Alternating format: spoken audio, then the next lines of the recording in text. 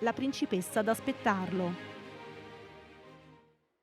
Dopo 22 anni Terence Hill lascia Don Matteo, tra poco l'ultima attesissima puntata dell'attore in una delle serie più amate e longeve di Rai 1. E questo è il nostro omaggio al grande protagonista.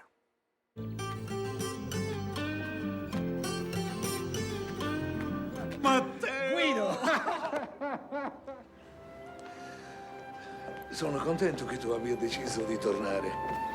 Anch'io sono contento. Sono Don Matteo. Lo so, maresciallo Cecchino. Lo so. Però Matteo, mi scusi. Pippo, che fai? Mi prende in giro?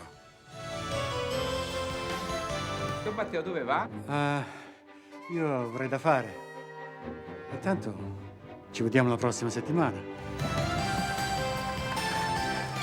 Una partita a scacchi. Facciamoci sta partita. È un po' tardi perché devo passare dalla palestra, devo prendere la pomata al capitano. E che si è fatto?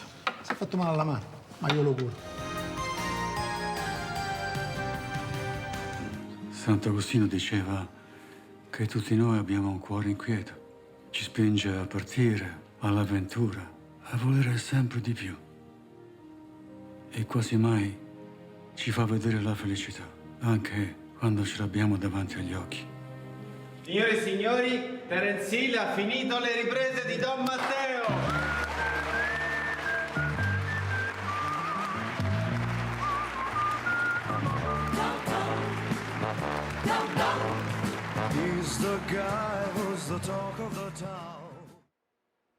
Ed è tutto, noi ci fermiamo qui, ora ci sono i soliti gnocchi.